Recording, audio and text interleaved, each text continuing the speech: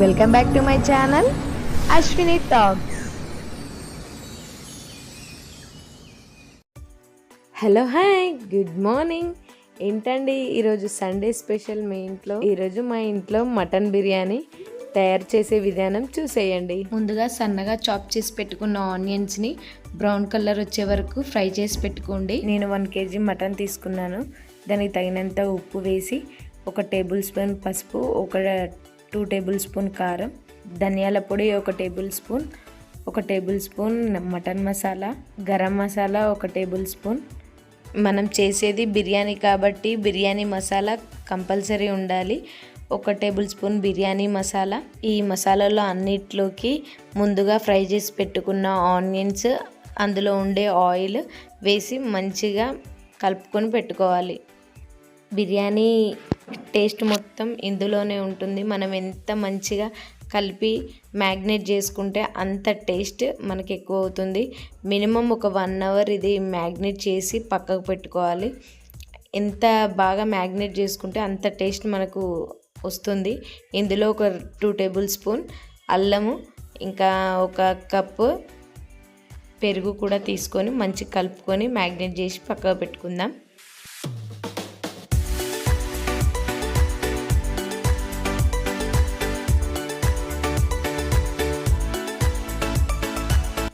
ఇంకా 1 అవర్ అయిన తర్వాత తీసుకొని మళ్ళీ ఒకసారి మంచిగా కలుపుకొని స్టవ్ ఆన్ చేసి మ్యాగ్నేట్ చేసుకున్న గిన్నెను డైరెక్ట్ పొయ్యి మీద పెట్టేసుకోవాలి. మ్యాగ్నేట్ చేసేటప్పుడే ఆయిల్ గిన్నె వేసాం కాబట్టి ఇంకా దానికి ఏం ఆయిల్ అవసరం ఉండదు.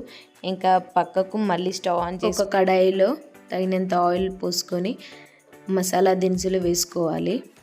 అది మంచిగా ఫ్రై అయిన తర్వాత అందులోకి తగినంత వాటర్ కూడా యాడ్ చేసుకోవాలి. వాటర్ మరిగేలోపు పక్కకు పెట్టిన మటన్ని ఒకసారి మళ్ళీ కలుపుకొని మూత పెట్టేసుకోవాలి. మటన్ ఆయిల్లోనే మంచిగా ఫ్రై అవ్వాలి, ఎందుకంటే ముక్క మంచిగా ఉడకాలి. ఎందుకంటే రైస్ వేసిన తర్వాత ఉడకకపోతే బిర్యానీ టేస్ట్ ఉండదు కాబట్టి ఆయిల్లోనే మనం మంచిగా ఫ్రై చేసుకోవాలి మటన్ని. పక్కకు మరుగుతున్న వాటర్లో ముందుగా నానబెట్టి పెట్టిన బాస్మతి రైస్ వేసుకోవాలి.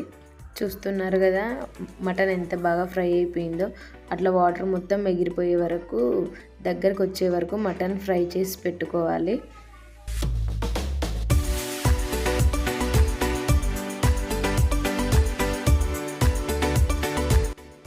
ఇప్పుడు మటన్లో కొన్ని వాటర్ కూడా పోసుకొని మరి కొద్దిసేపు ఉడకనిద్దాం.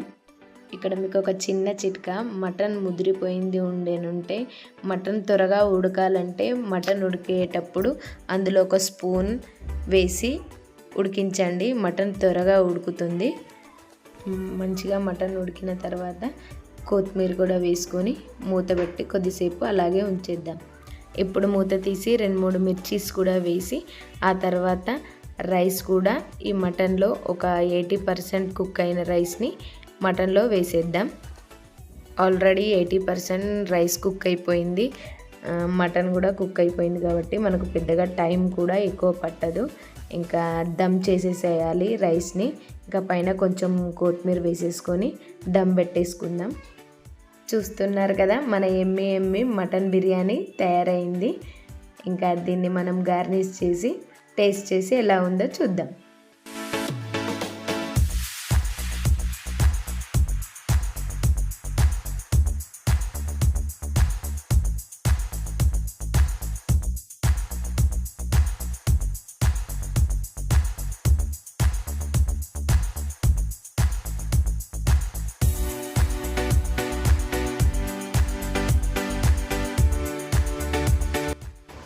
టేస్ట్ మాత్రం ఎక్సలెంట్గా వచ్చింది. చాలా చాలా జ్యూసీగా సాఫ్టీగా ఉంది.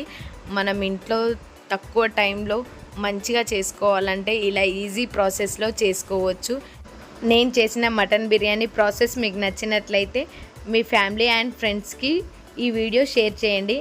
అంతేకాదు ఈ వీడియో మీకు నచ్చినట్లయితే like and share. Please subscribe. Bye bye.